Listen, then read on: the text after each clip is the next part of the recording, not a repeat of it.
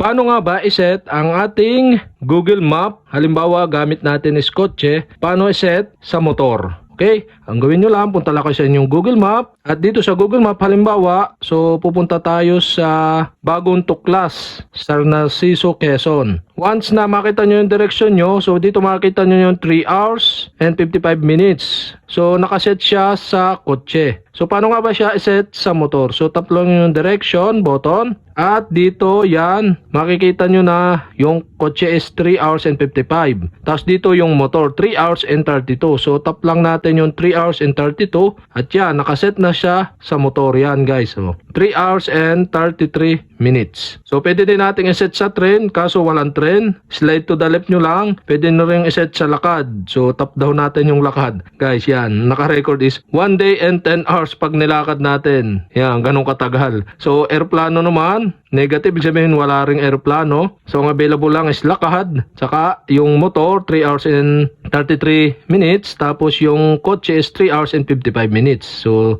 nasinet natin sa motor.